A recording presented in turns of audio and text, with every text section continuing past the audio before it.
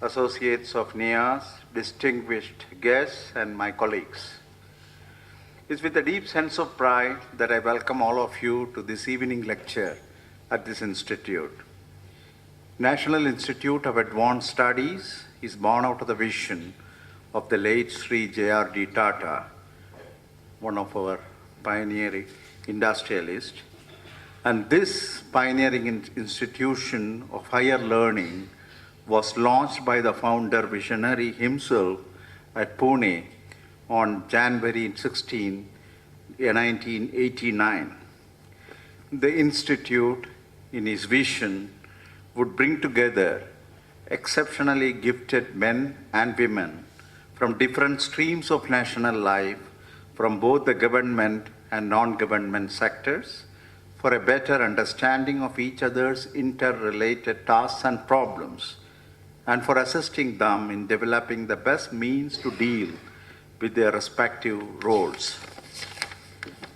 NIAS, under the distinguished leadership of the founder director, Professor Raja Ramanna, and subsequently under Professor Dame Narasimha, has scaled notable heights in terms of excellence and creativity in research, particularly on multidisciplinary areas. The organization of several courses and seminars, outreach programs, undertaking projects of social relevance, as well as carrying out interdisciplinary research encompassing the disciplines of natural sciences, social sciences, and humanity, have made this institute a truly unique one of its kind. Today, we have with us one of the most distinguished personality, Professor Dame Sandra Dawson. She will be delivering a lecture on management and leadership in the global network. This talk is jointly organized by the National Institute for Advanced Studies, Bangalore, and the Oxford and Cambridge Society of Bangalore. Professor Dame Sandra Dawson is Master of Sydney Sussex College, Cambridge University, KPMG Professor of Management Studies, and was until very recently the Director of Judge Business School. In a 2004 poll, student newspaper Varsity named her the 6th most powerful individual in the university, one place above Professor Stephen Hawking. And knowing Professor Stephen Hawking, I think that is not a small credit for you. Professor Dawson is also the first woman to take the head executive position of a traditionally all-male Cambridge Oxford College. In 2006, she was inducted into the International Women's Forum Hall of Fame at a ceremony in Seattle, USA. The International Women's Forum awarded her its highest honor in recognition of her position and her achievements in guiding the development of Judge Business School within Cambridge University. It gives me great pleasure to welcome Professor Dame Sandra Dawson to this institute, and also other colleagues whom she has brought with us, including her husband, Professor Dawson. I also take an opportunity to welcome all of you who have gathered here this evening. I'd like to take this opportunity also to thank Dr. Hertarsis Desai and the Oxford Cambridge Society of Bangalore for extending this privilege to NIAS to hold this function and have a talk by this distinguished personality, Professor Dame Sandra Dawson. May I now request Sri Sarsis Desai to formally introduce Professor Dawson to all of you. Professor Sarsis Desai.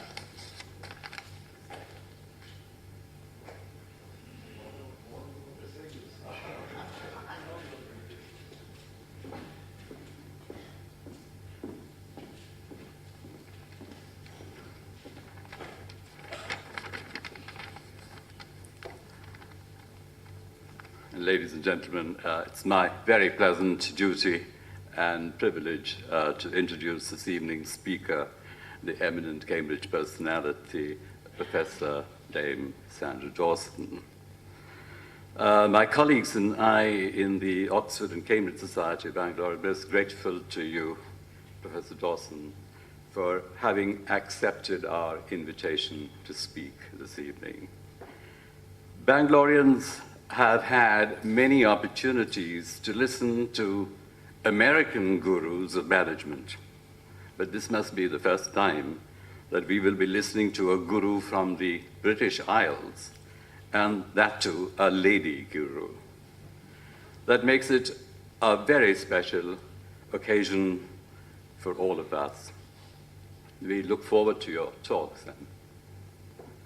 I would also like to thank Director Kasturi Rangan for having so readily agreed to host this evening, and thank his colleagues, Professor Rajgopal and Professor Shetty, for making all the arrangements. Thanks are also due to Ashok Pavate, a member of the Oxford and Cambridge Society, and to the Pavate Foundation for having facilitated Professor Dawson's visit to Bangalore.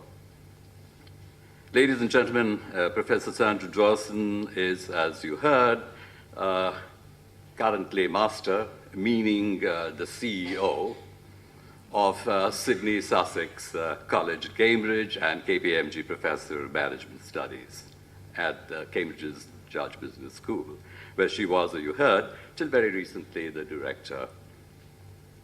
Prior to becoming the director of Judge in 1995, she was professor of organizational behavior and the deputy director of the management school at Imperial College London. Professor Dawson was invested as Dame Commander in 1904 in recognition of her contribution to higher education and management research. In 2006, she was inducted into the Hall of Fame of the International Women's Forum. Professor Dawson's research interests are in organizational structure and change, technology transfer and knowledge sharing, health policy and management of health policy. She writes and consults on organizational behavior, leadership, innovation, and health management, and is the author of numerous articles and 4 books. Professor Dawson has served on and still serves on a host of government committees, public bodies, trusts, and companies. Notably, she is a member of the UK-India Roundtable. Ladies and gentlemen, I give you Professor Dawson.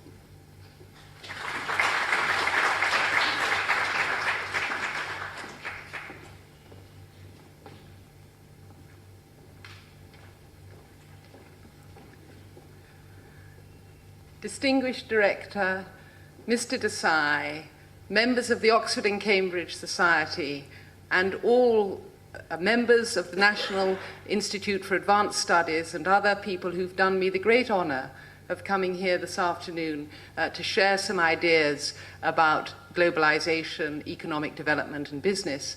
Thank you very much indeed for coming, and thank you very much for that warm welcome. It has been a delight for me and my husband, Henry Dawson, to be in India for just too small a time. We've been here a week now, and we've been visiting Delhi, Mumbai, Hyderabad, and now we're in this beautiful city of Bangalore. And it's a wonderful place. It's extraordinary. Its heritage, its flora and fauna, and now the extraordinary developments that are going on within essentially a very well-founded set of diverse civilizations.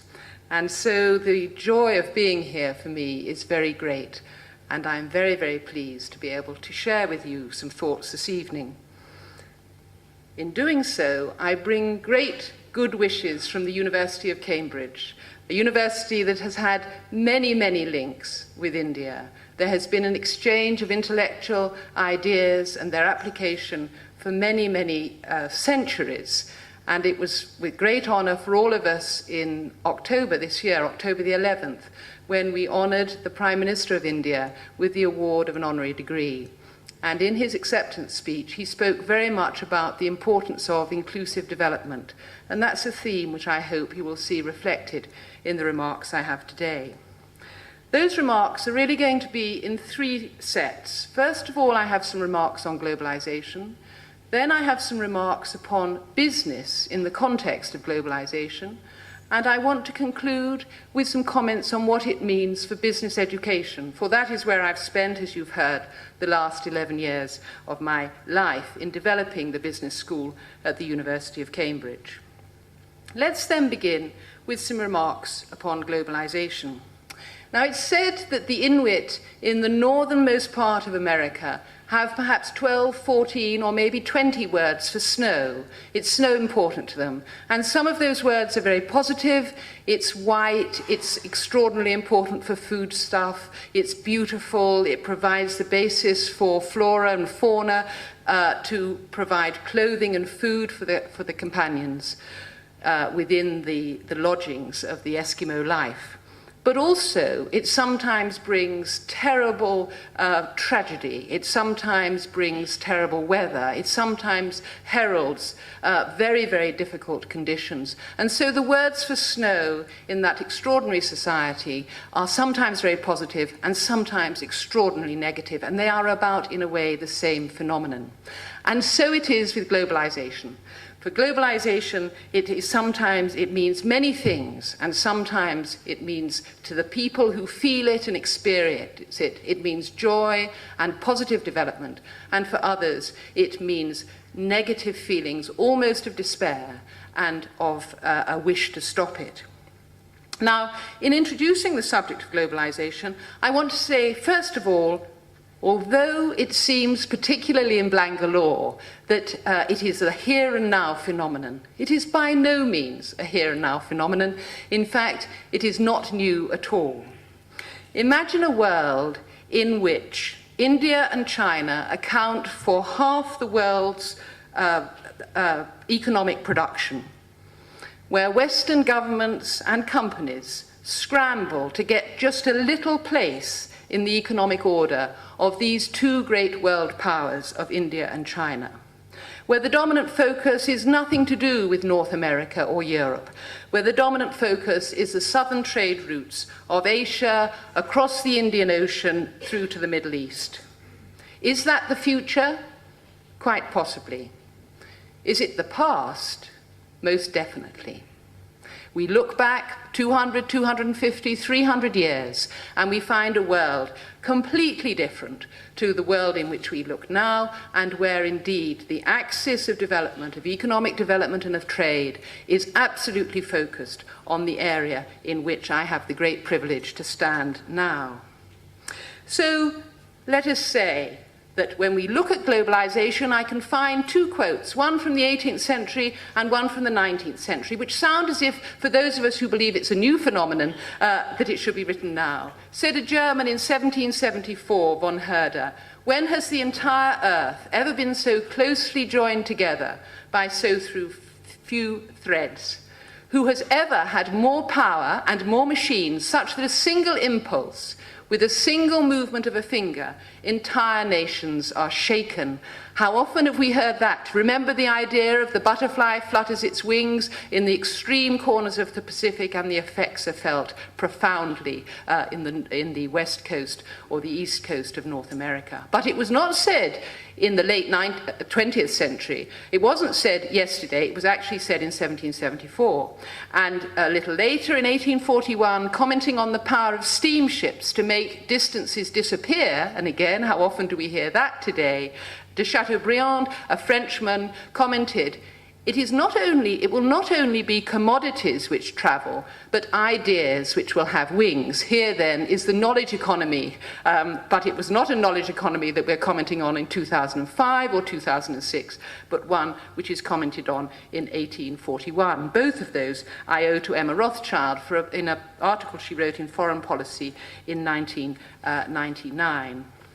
Now, in saying that globalization is not new, and in introducing it in terms of a word that has many meanings, I want to bring those two things together to say that whilst we can talk in these very grand styles about distances disappearing and so on, Actually, the importance of globalization is always going to be fundamentally at one level about the impact it has upon individuals and upon local communities, because the world is essentially made up of you and me. It's made up of peoples who have traditions and who have local identities.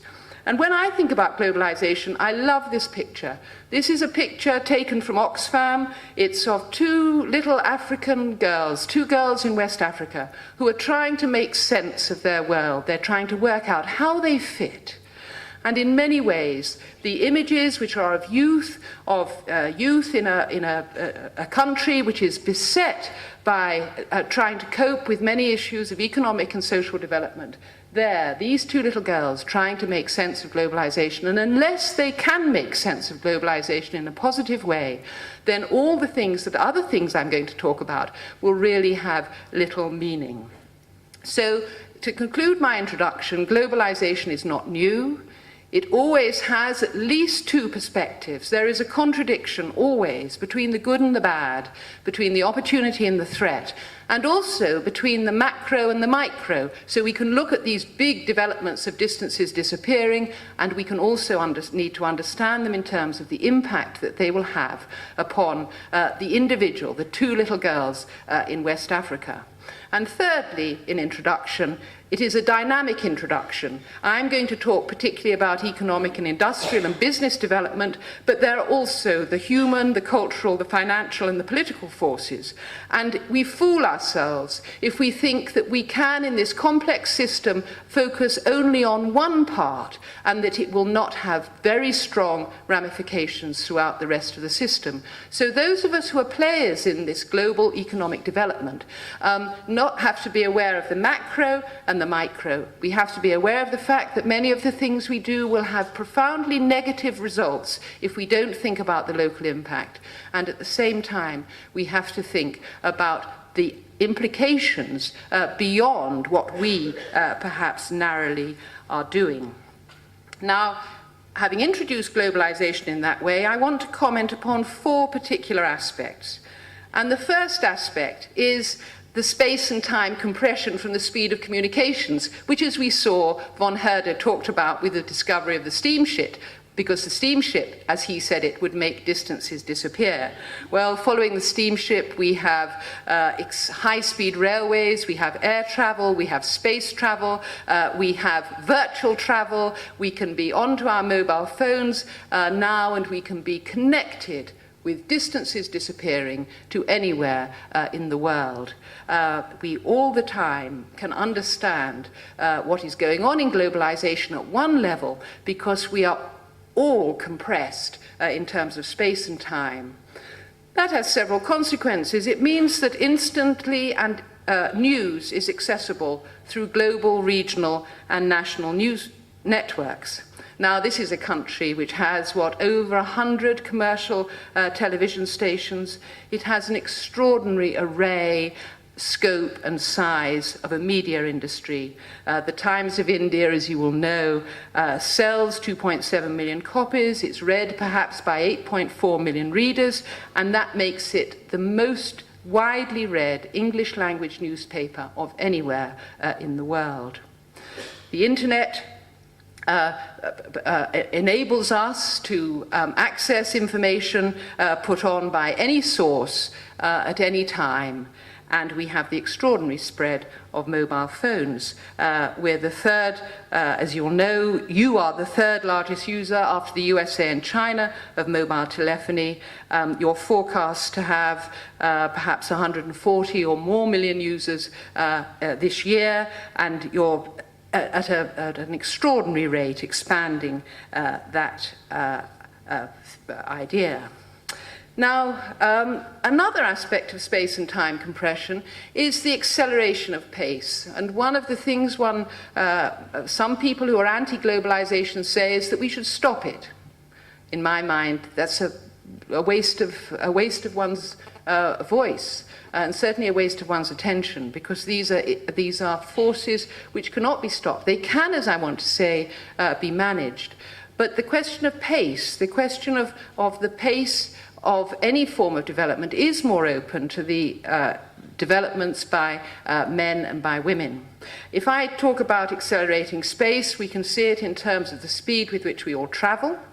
We can also see it with regard to the speed with which disease spreads, and you'll know that there's now a lot of developments around the pattern of disease spreading, whether it's a flu pandemic or other areas of infectious diseases, for example, TB or measles. It also means that protest mobilization spreads very quickly. In London, we see this very much.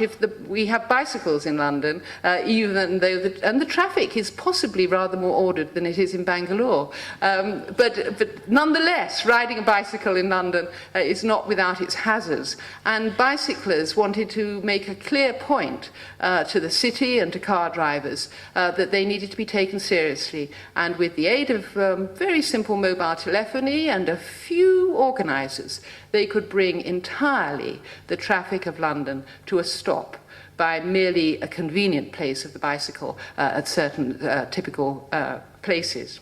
The speed with which transactions can complete is an area of competitive advantage for some and not perhaps for others.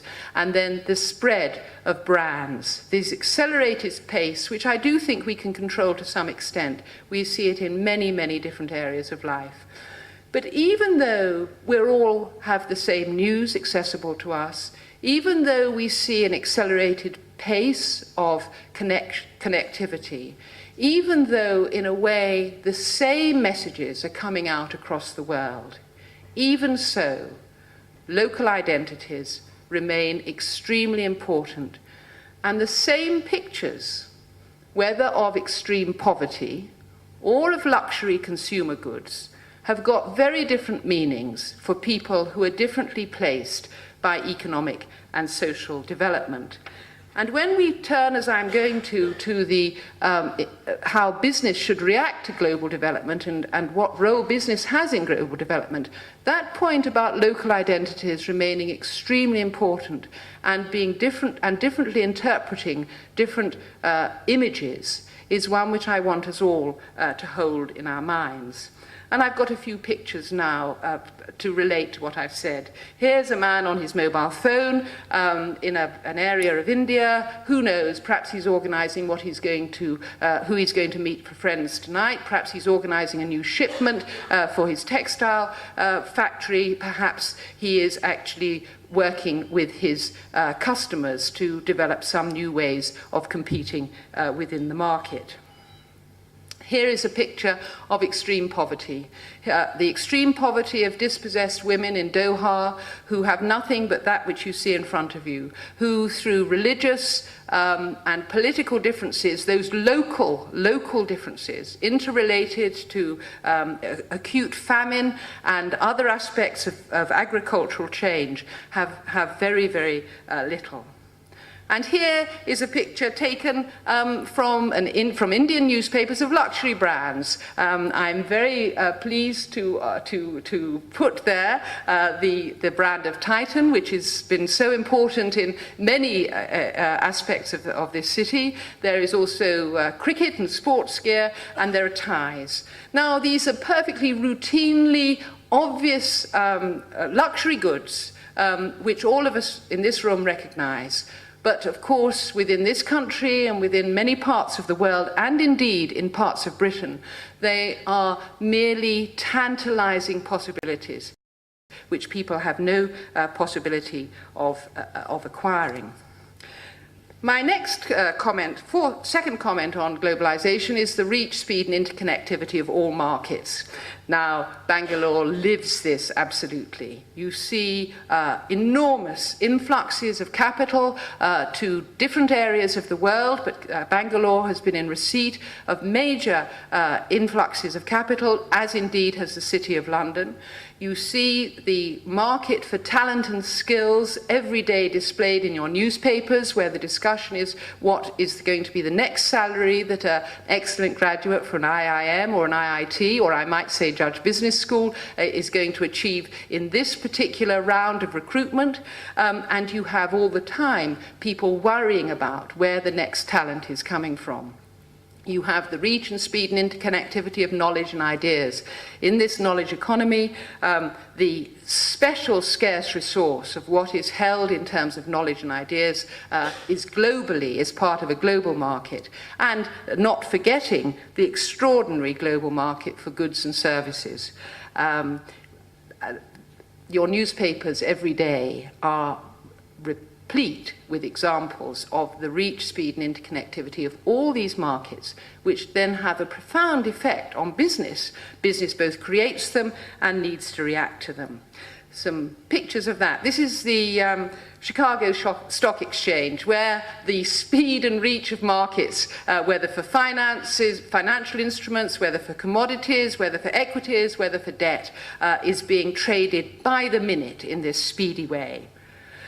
Another example of the reach and speed of markets is your extraordinary media industry and your extraordinary film, the Bollywood film, which perhaps 20 years ago was seen to be something that was something special to India and perhaps to the India diaspora.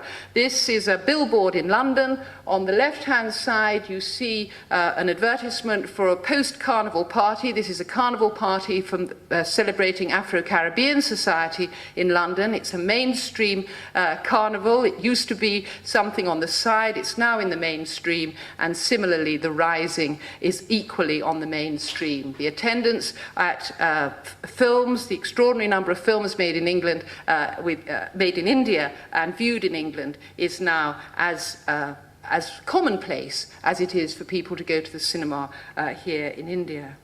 Fast food is always a global market, and here we've got Kentucky Fried Chicken in the Gulf states. Its brand, its reach coming into the Gulf states with that distinctive logo there.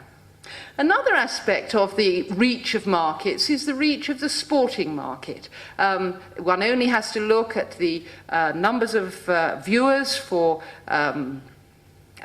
World Cups in any range of sport to appreciate that this is now a global activity, and it's a very important global market for merchandising as well as, if you like, for marketing of celebrities, and it's very important also for national identity. But not everybody has access necessarily to the latest kit, but that doesn't mean that the ideas don't travel.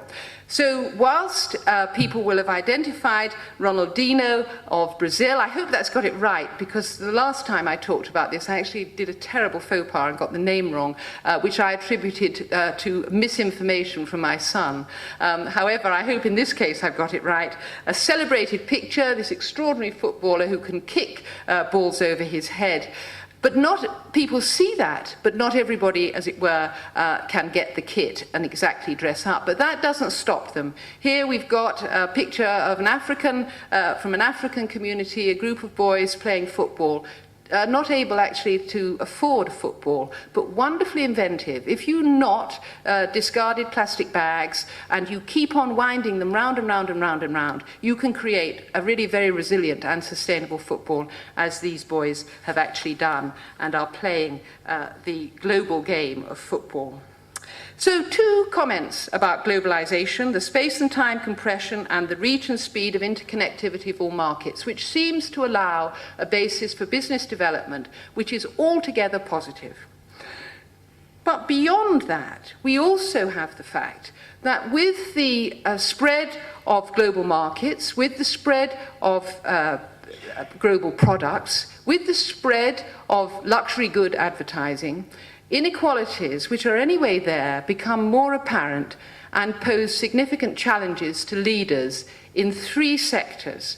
And a main point of what I want to say is that the leaders in business, the leaders in politics, and the leaders in education actually each of them have got major roles to play in acknowledging the importance of inequalities and within their own sphere doing something about managing it. This is not to say that it's the business of business to undertake the business of politics or of education, but each of that part of the triangle of business, politics and education can in fact play a major role in acknowledging and seeking to manage better how to cope with these increasingly felt inequalities.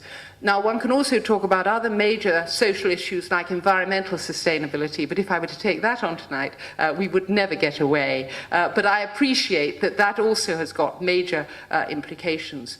And these issues of inequality and other major social consequences of some of the other things I've been talking about must be seen in their local context as well as in global terms. So whenever we think about anything, we need to think about it in terms of how is it going to be received.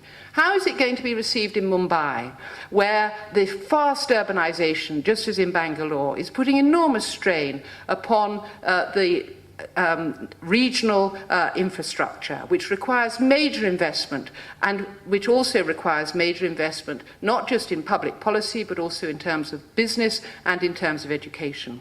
How is it going to be seen in Hong Kong? That extraordinary, fast-changing, significant area of China, just as Bangalore is a significant and fast-changing area of India.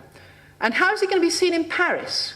Again, a high-rise flat here in Paris where people are very concerned, just as they are in England and the United States, about what's going to happen to their jobs, what's going to happen to their identity, if in fact the shift in global power, which is quite clearly happening towards Asia, is going to happen.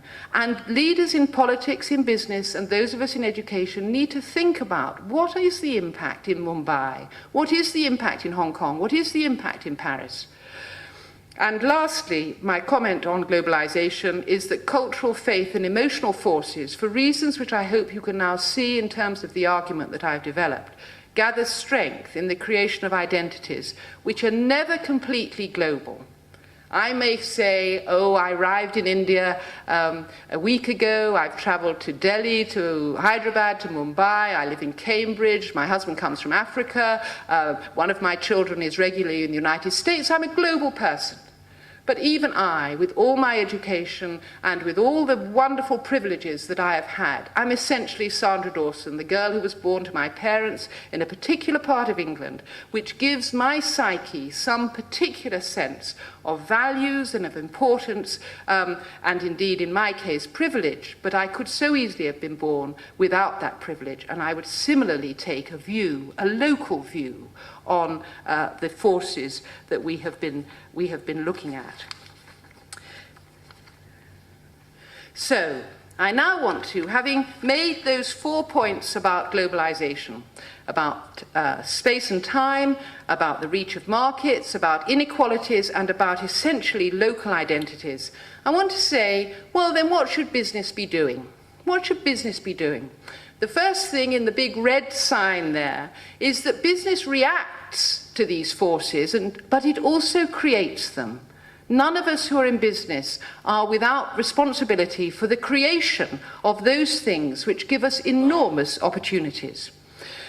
So we are both the recipient and the creator, and that gives us both responsibilities and it gives us opportunities, as well as posing sometimes threats. So the first two things that business must do, because business is not politics, business is not education, although it needs to work together with the politicians and the educationalists, the first two things that business must do is run very good businesses. We have responsibilities to our stockholders, we have responsibilities to our employees, we have responsibilities to our suppliers, and we want to be as effective as possible. And here I speak with that little toe of mine, which is in the business world, rather than the main part of my body, which is in the academic world. And the two things that I would identify particularly that business needs to do is firstly to be vigilant to competition in every market, everywhere. I feel that I need to deliver this message in Bangalore much less than I need to deliver the message in Cambridge or in London or in Manchester. Because we in Cambridge or London or Manchester have been used to having competitive advantage. But we no longer have it. If we look at population growth, if we look at skills, if we look at knowledge, if we look at products and services, we see, as I've indicated, it moving around the world and not necessarily to the local benefit of where we are. But on the other hand, we can be competitive if we learn to be innovative and creative. If we learn, as you all know, that to compete on price is going to be very short-lived. To compete on quality is quite good, but to compete on our innovative and creative capacity is going to be especially important. We need to develop a dynamic capability which meets customers' needs, both aesthetic and functionally, and to do so on this platform in which we understand the importance of finance, of skills, and of organizational capacity to manage the business processes in an effective and efficient way. So business's first responsibility is to do good business, and to do so in a competitive and innovative way. I'm just going to share with you a recent report from Britain about the importance of creativity in business. And it's a report that's been chaired by Sir George Cox, who's chairman of the Design Council, and who has written a report with a group of people. I was involved in this to some extent, and the report is called Review of Creativity, as it says at the bottom of that slide, Review of Creativity in Business, Building on the UK's Strengths, and it was written last year. Look what he says. What is impressive about the emerging economies, that is, India and other Asian economies, and to an extent, of course, Brazil and Russia, what is impressive about the emerging economies is not where they stand today, but how they are positioning themselves for the future. Alongside the enterprise and vigor that characterizes their economic growth, they are building up new technology-based industries and impressive capabilities in scientific research, I couldn't say this in a better place, and investing massively in education, technical skills, and creative capabilities. Now, we may have some debate about whether you're investing enough in those education, technical skills, and creative capabilities, but it seems to us in Britain that the investment is very strongly there and may not be as strongly in the UK. He goes on. In many ways, the UK is one of the best placed nations to respond to this challenge. Note, it's seen to be a challenge to us. It has an outstanding record of innovation, and its creative industries in areas like fashion, design, architecture, advertising, and game software are world leaders. The problem is that these capabilities are all too often underexploited by the other parts of British business.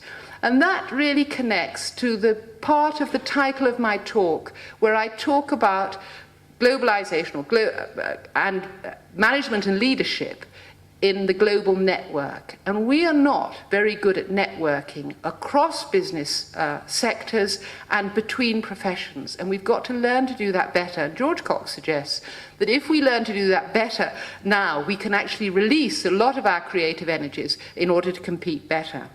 He goes on, the intelligent application of creativity and design allows businesses of all sizes, an important point about large, medium and SME businesses of all sizes, to access new global markets by increasing the distinctiveness of products and services and competing on the basis of the added value of their unique appeal to consumers. Remember my points about being competitive and being innovative.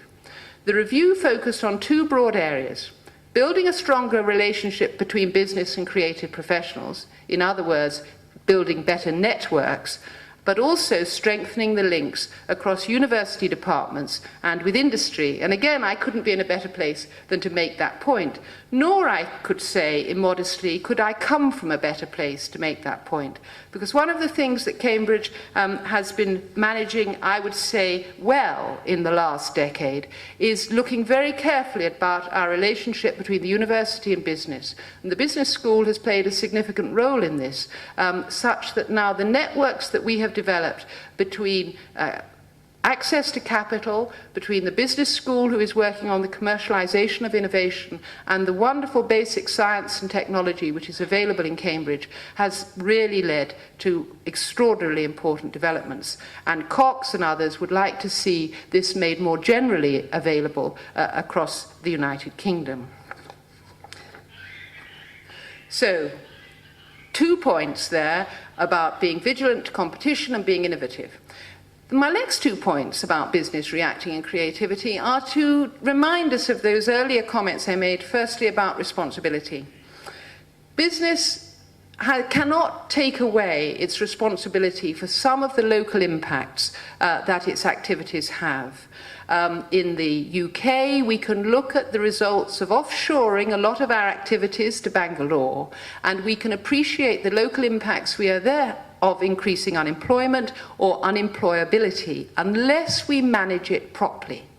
I've got a brilliant example of James Dyson, the UK manufacturer, designer and manufacturer of extraordinary vacuum cleaner, who was quintessentially English. He manufactured in a quintessentially English place called Malmesbury in Wiltshire. And he was really built as a local British brand. But he realized that the manufacturing competition from Malaysia was such that he couldn't continue manufacturing in Malmesbury. And in fact, the manufacturing was going to lose to Malaysia. But appreciating that, and appreciating that many people would find themselves without jobs, he and his board made major investments in increasing the employability of people who worked within his factories, doing everything he could to ensure that they became available to other industrial sectors where they would have some sustainable skills. And I know that in India there are major issues to do with how you manage the urban-rural divide, about how you get basic education into a country rather than concentrate simply on the higher, very small minority of people who can benefit to the knowledge industries. Now, what I say about that is that business must think about, where it makes its capital investments, it needs to think about what the local impact is going to be of participating in these global economic forces. Not to say we should not participate, because as I say, primarily the duty of business is to be competitive and to be innovative, but to be so within a majorly responsible way. And one of the things that I've noticed amongst the boards that I sit on is that it's better business if the board doesn't shrug aside issues of responsibility for local impacts, but it takes them into the board and it really sees that they can, the board can make a difference to the way in which those local impacts are felt. And the fourth point that I want to make about business reacting and creating is that business has a role in agitating, supporting and partnering in infrastructural investment. Now, infrastructure is a big issue in India. Roads, distribution channels, electronic networks, all of these things. How is the infrastructure? How's the infrastructure of Bangalore going to cope with the predicted expansion that is looked at for this city? It's not business's responsibility to provide all that infrastructure, but it is business's responsibility to both participate in its planning, but also, as we've seen in the UK, and I think it's now developing here, although I'm less familiar with it, a whole range in which there can be partnerships between the public and the private sector, which allows access to capital and which also allows access to expertise and skills so that that infrastructural development can actually be made. And so, again, I would say that the importance of playing a role in that infrastructural development is just as important as playing a role in being responsible and never forgetting the local impacts of global forces. I've got a couple more pictures in case you're just thinking, oh, goodness me, she's going on a bit. And this is of the Tokyo Stock Exchange, where much of the global trade will be going on. And this is of Mumbai, and I put it there because that train is probably bringing, I mean, I'm not sure how sustainable the train service is, and maybe it needs some more investment in the overall rail network, although Indian Railways, I'm bound to say, are sort of legendary within Britain for their reach and scope. But it's also bringing in many people from rural areas who are going to be looking for jobs within the Mumbai area, believing the streets are paved with gold, finding inadequate housing, inadequate sanitation, inadequate educational provision for their young children. And my argument about business is not that it should be providing all of that, but it should be making sure that it's doing everything it can to partner with the public policy and also to play its role in appreciating that its major developments within Mumbai are going to have a profound impact unless they are better managed. My last point about what business needs to do comes to the heart of the second part of the title of my lecture, where I talked about global networks. And that is to lay a great emphasis upon the importance of collaboration. Many of us in business schools made our life's work talking about monolithic organizational structures, the good old pyramid, the sense of the boss at the top and then delegation down within clear structures, within clearly what we called a command and control environment. Now, there's always some elements in that, and if you've got a very standardized process and you've got a relatively unskilled workforce, it can work wonders, and it can be a basis for competition. But what we're finding now is that we need to look way beyond competition, not to ignore it, but we also look to the way in which we can collaborate much more effectively together. Again, in your press every day, I see yet more joint ventures being heralded. These joint ventures are not going to sit in very clear pyramids. Liberty International is said to be going to take a 25% stake in Provogue for stocking centres. There'll be 2 directors from Liberty International, there'll be 4 directors from Provogue. The need for Liberty to collaborate with Provogue rather than to command is going to be critically important, or the other way around. We know that it's said that you're just on the cusp of an extraordinary revolution in retail, which will indeed have local impacts which need to be managed. But that's not what I'm concentrating on here. What I'm concentrating on here is the importance of logistics and distribution channels within retail, which require extraordinary collaboration across the supply chain.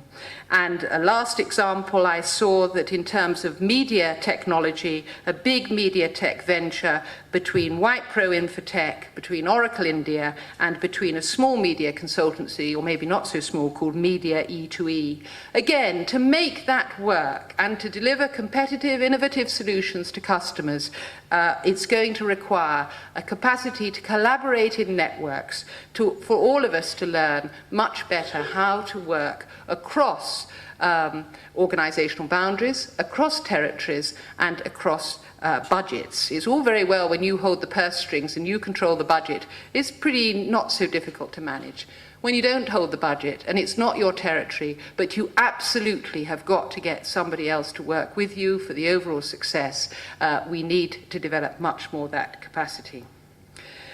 So, to bring this to a conclusion, if we take my comments on globalization, those 4 aspects I talked about, if we take the responsibility as I see it for business to be competitive, to be innovative, to be responsible and managing the local impacts, to support infrastructure and to collaborate, what does it mean for business schools? What does it mean, for example, for Judge Business School, which we've been building for the last 11 years? Well, the first message is that the pace of change and the experience of discontinuity for any manager and leader is ubiquitous and relentless. The moment you think, well, that's that, I've got that sorted, and you sit back, is absolutely the moment to be most terrified of, because you won't have got it sorted. There will be another change just round the corner.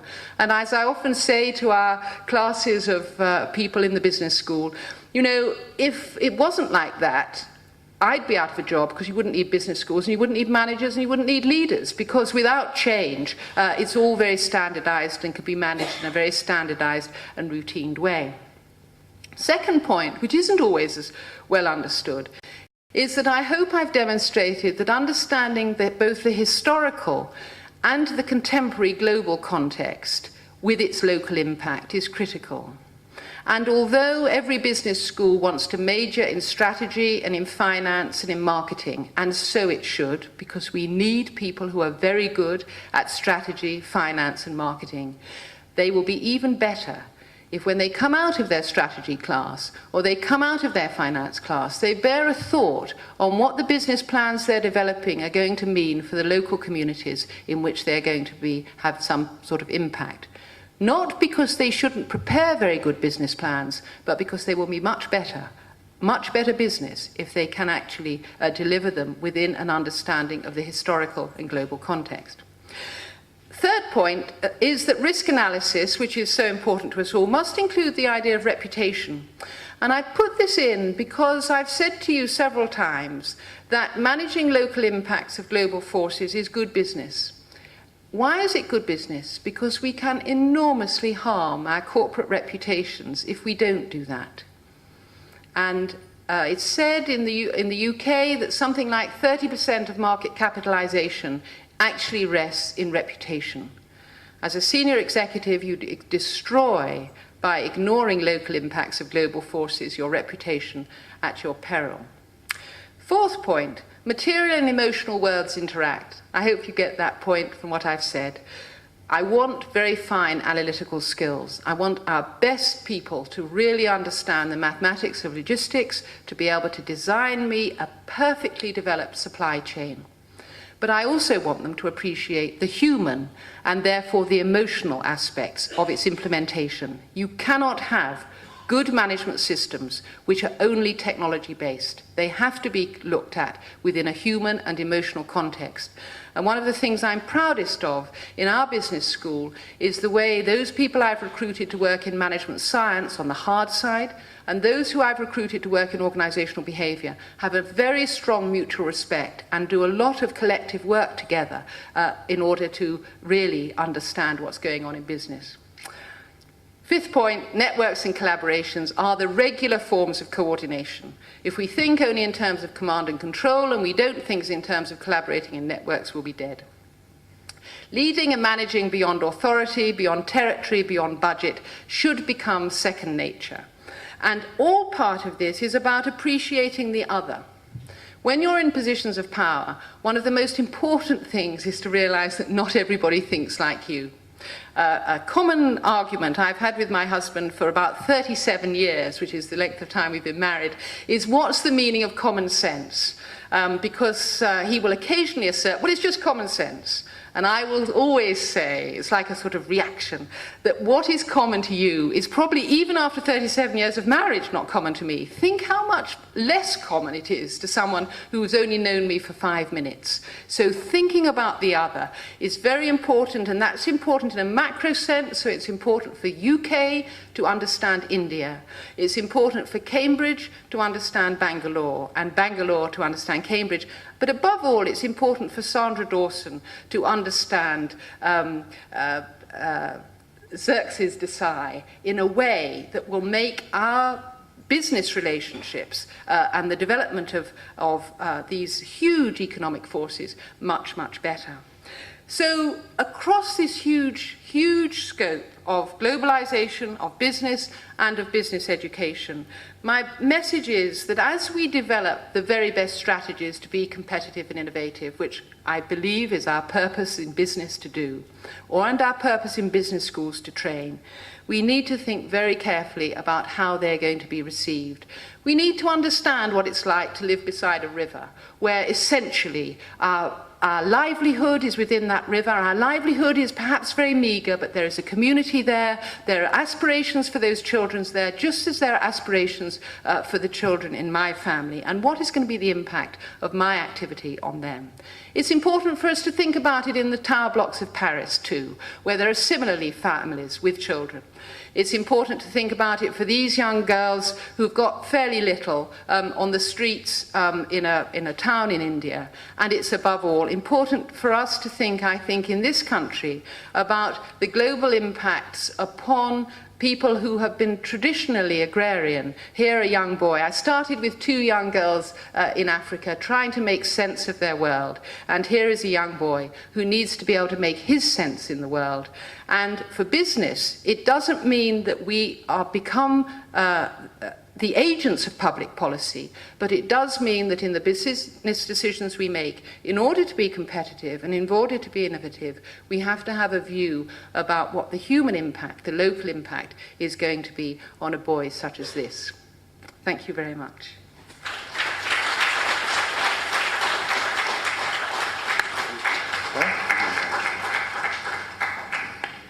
You don't mind answering some questions? I think Professor Sandra Dawson doesn't mind answering some questions or any other kind of comments we'd like to hear. Yes?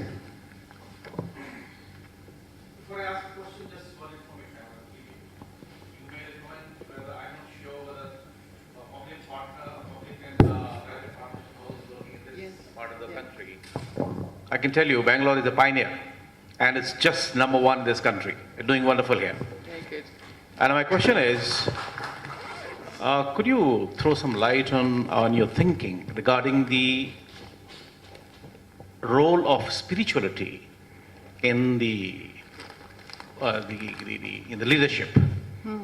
As we are talking about the globalization, and you talked about these contradictions existing simultaneously, and what role do you think spirituality can play?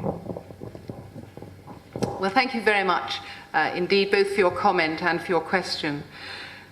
I said that I thought there was an increasing importance of emotional and faith responses and developments, and I would put it in that general context.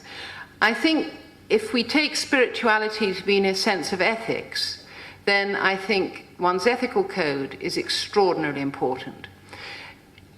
If you take spirituality to be a broader part of one's own identity, then that will be a major driver for you as an individual and you in your community. But spirituality comes, I think, in many, many different forms, and it forms part of our local identity, which I would suggest has an impact on how we should do, as it were, good business. Do we teach it? We don't teach it, but we do teach, as I've said, an appreciation of the other, which can be a very important part of certain spiritual faiths, and we also teach the very importance of being articulate about one's ethical principles.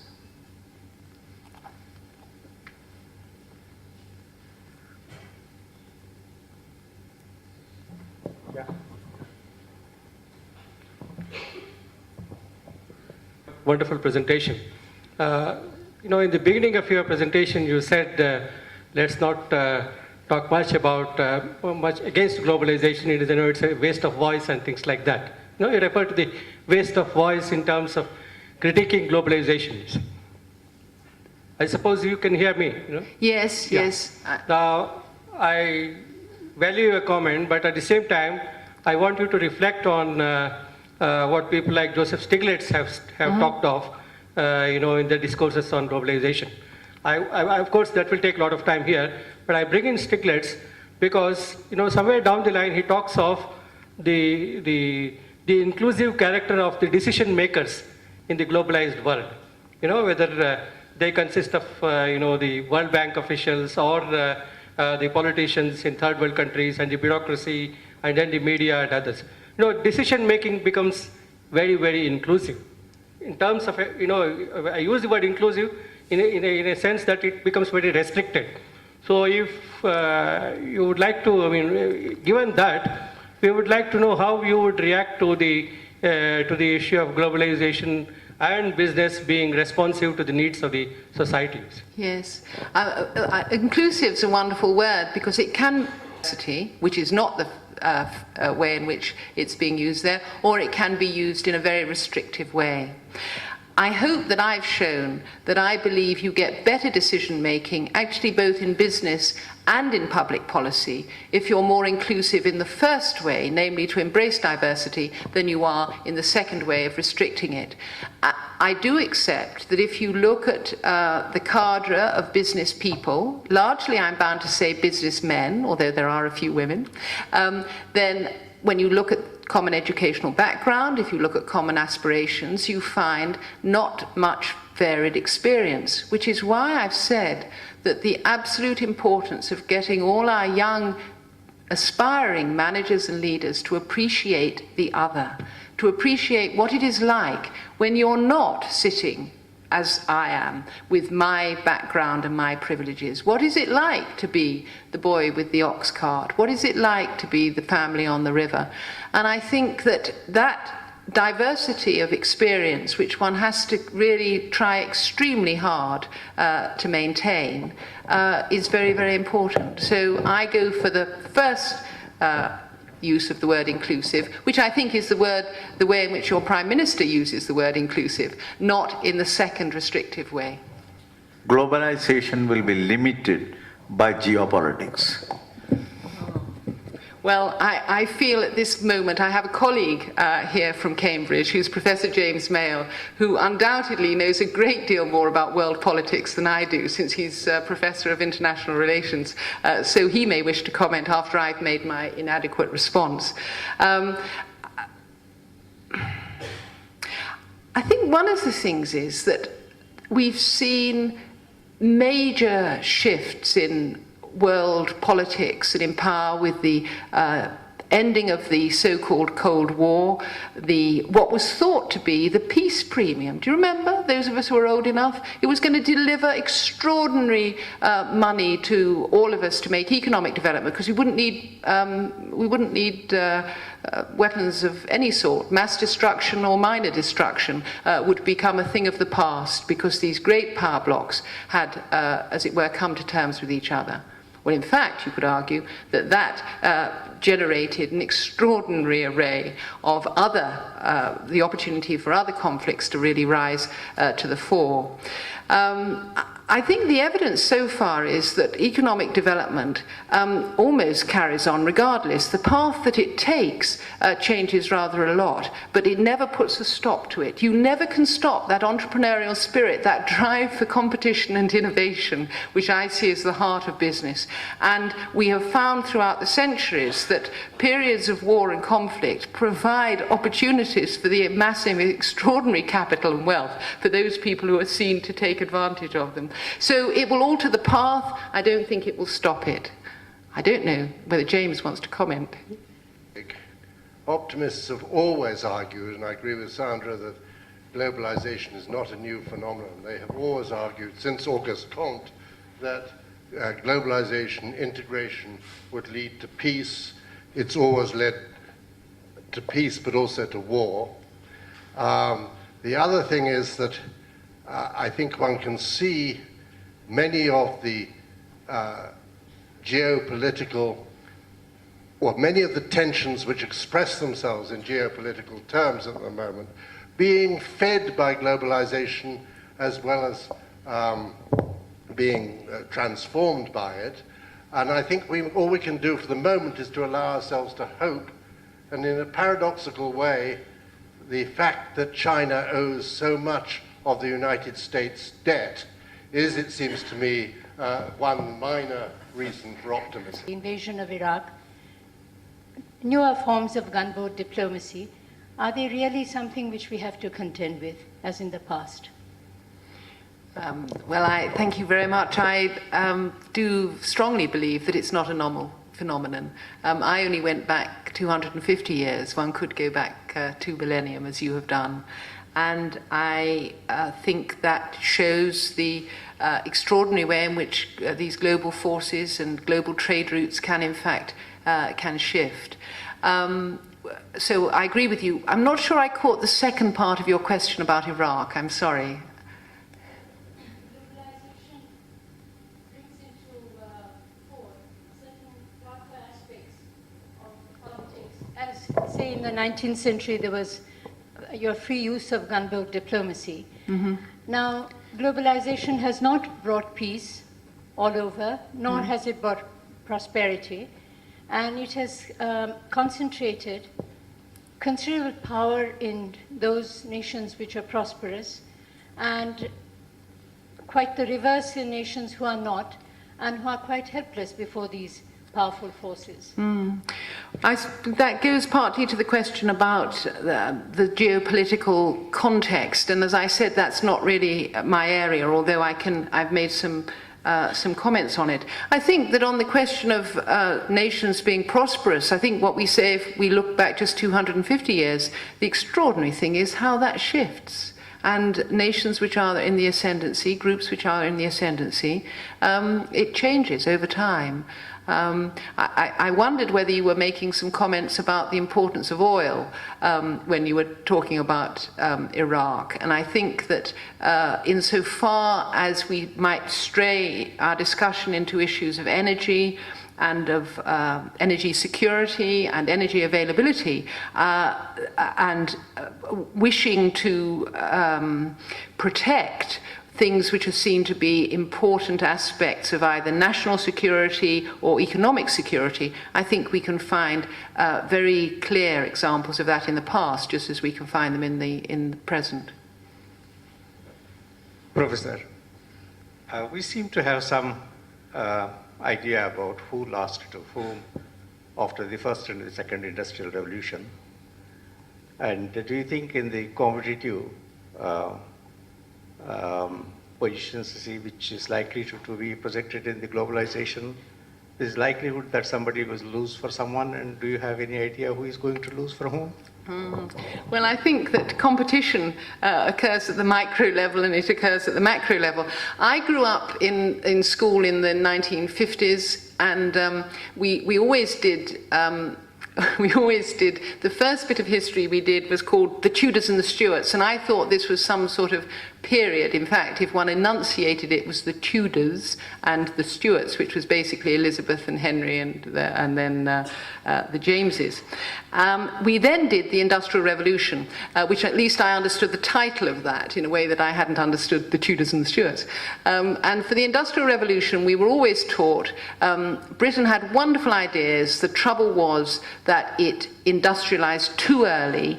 It did pretty well at that early period of industrialization, and then what happened was that we were landed with all this outmoded technology, which we then didn't properly invest in its making it up to date. I suppose you could take that any economic group or any, if you like, national or regional group which is in the ascendancy will be in the ascendancy because of a particular combination of competitive and innovative forces and foresight in making appropriate investment. And the extraordinary thing about business is that what the investments you make today, which brings you success, always create the problems for you tomorrow in terms of how you manage that change. And we see that time and time again. So you could say that at the moment, Britain is pretty much on the back foot. You saw what George Cox had to say about the need for us to harness our creative industries in the face of competition from the emerging nations, from India, from China, from Brazil.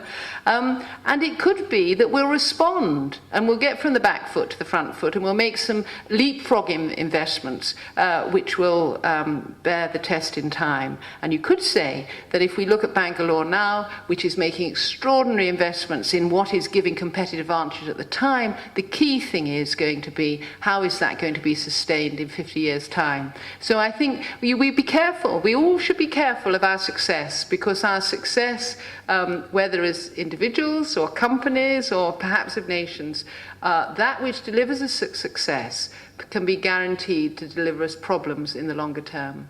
And that's one of the excitements, in a way, of human existence. Madam, your lecture was very lucid and very informative. I agree with this point that we should be vigilant, innovative, responsive, and all these things.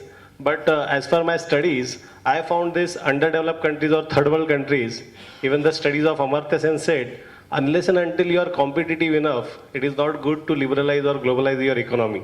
And what we found in Pepsi and Coca-Cola entered in the India, and suddenly that Parle company, which are producing this soft drink, they close down their company, they sell off their units. So this is what happening in the developing countries. This is what the domestic companies are closing down, and MNCs are purely profit-oriented companies. They don't pay any attention to the infrastructure and all that things. So how far this globalization is beneficial to the developing countries and third world countries? Please, put a light on. Well, I hope that perhaps I've made some comments on that, which indicate that I think it is businesses' responsibility to consider the broader impacts of their decisions. And I say this not just because I believe I'm a moral, humane individual. I say this because I think it delivers, in the medium to long term, the best business. And of course, we can find example of short-term gains, which may deliver great riches in a short time and leave much mass destruction. But I think that the more sustainable businesses, of which people who are in the major business corporations aspire to be, it's better business that they take responsibility for this. So I'm not denying that what you say happens, but what I was talking about, particularly in my last set of comments, was how should we be training the business leaders and managers of tomorrow? And I think we will get better business and a better managed process, not something that's going to do away with very difficult things to manage, but it will lead to a more optimistic way of approaching this problem. Professor Dawson, thank you for your lecture. I come from industry and head the local body for software and BPO companies. One of the biggest challenges we face is the fact that we have over 100,000 youngsters in the age group of 20 to 25 earning a lot more money than their parents are. And as a result, the social fabric is crumbling. As leaders of industry, we are often accused for creating this social upheaval. And we constantly are battling and trying to find ways where we can have help from universities, help from studies that have happened, and how we can change this and how we can prevent this. Any thoughts about how we should go about this? Because as industry, we employ these people, and as industry, we also have a social responsibility. So any thoughts would be very, very valuable. Well, I think the first comment I'm going to make is very optimistic, which is to say that because the social framework changes, it doesn't necessarily mean that it is crumbling. Although the older one gets, one always is more inclined to think that view and look back to a golden age. Having said that, I do think that the family and the local community are extraordinarily important social units. We've seen in the UK the way the meaning of the family changes a lot. From being a sort of very set nuclear family, extended families were a thing of the past. Funnily enough, extended families are rather coming back again, which is something to do with the cycle. Many of my generation's women who have worked successfully are now undertaking the childcare for their children's children in a way which I greatly regretted my mum couldn't do for me. But there is more movement of that, partly because there's more economic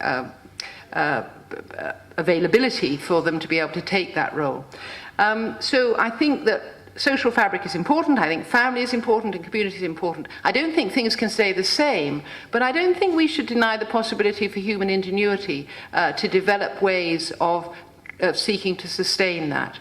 Now, if we take your 100,000 people in the age group of 20 to 25, and I'm asked to talk quite often to businesses, to those groups, about what we call work-life balance, about their role in broader social involvement. I don't know if, for example, your company has a volunteering program, which is very strongly supported by the corporates. Certainly in Barclays, we have that. I'm on the board of Barclays Bank. We have that. People give days of their time, which is supported by the company, to work in various voluntary capacities. Volunteering is very strongly heralded and supported and championed, and there's also means of philanthropic giving, where if anyone gives money, it's going to be matched by the company. So I think the company can't be responsible for social fabric, but the company can, in the ways in which it manages its own workforce, seek to get people to begin to reflect upon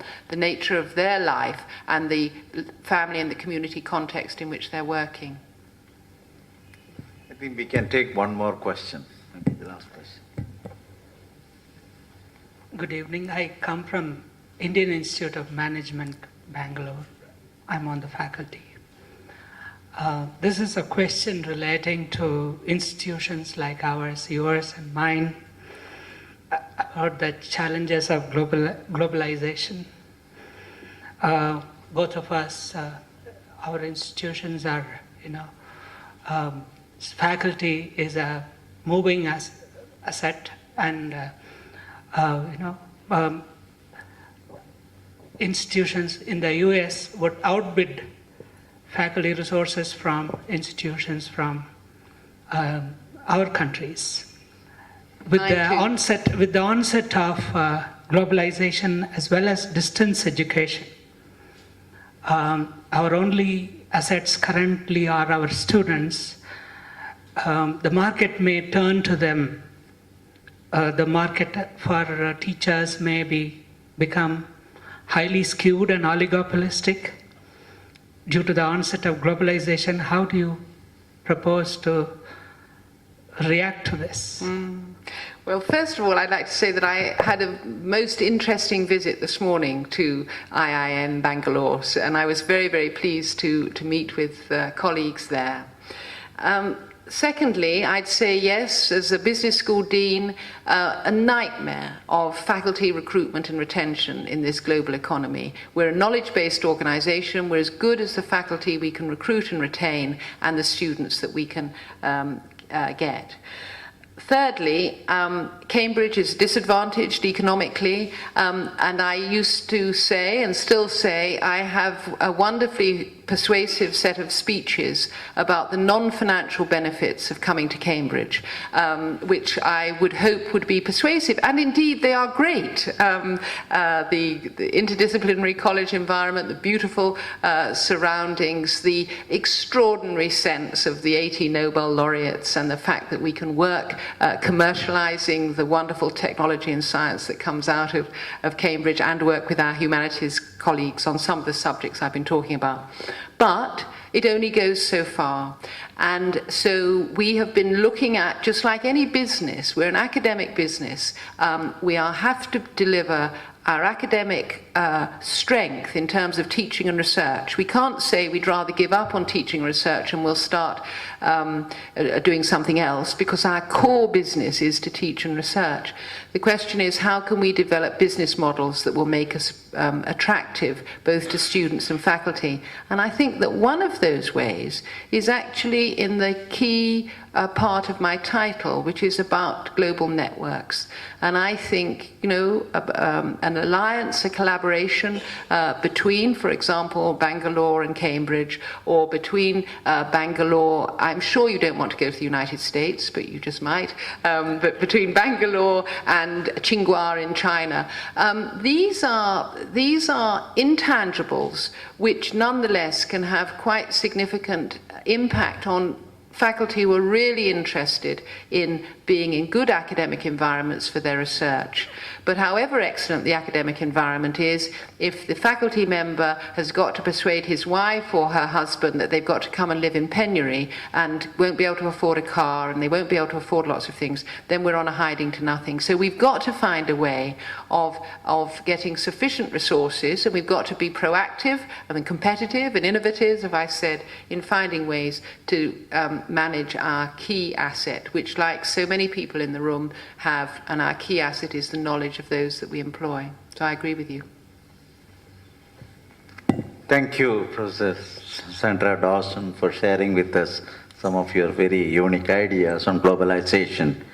May I request Professor Shetty to propose a vote of thanks? Today's global economy calls for thorough study of cultural, economic, political, human, and financial functions. In the present world, networks dominate every aspect of business. In an economy dominated by the flow of information and ideas, the rules of sources have changed dramatically. Thus, management and leadership are the key requirement of an emerging global economy. Global companies operate seamlessly around the world in a 24/7 environment, leveraging the technology and global networks and collaborations. For these companies, sharing technologies, products, and solutions is the easy part, but bringing together different people and different cultures and building a multicultural, multinational organization without losing the uniqueness of local identities becomes the challenge. In her presentation, Professor Dame Sandra Dawson has brought out some of the aspects of globalization: space and time compression, reach, speed, and interconnectivity in all markets, increasing transparency of overgrowing inequalities, and gathering strength and impact of cultural faith and emotional forces which intertwined with new economic and industrial developments. Professor Dame Sandra Dawson, it was interesting and inspiring presentation. On behalf of Oxford and Cambridge Society of Bangalore and the National Institute of Advanced Studies and all of us gathered here this evening, I thank you for your excellent presentation.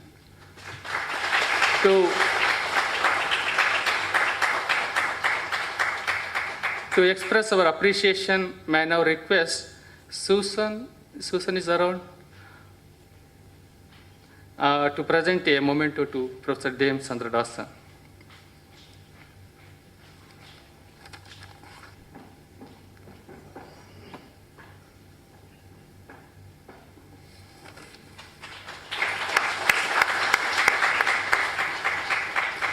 Thank you, one and all. Thank you.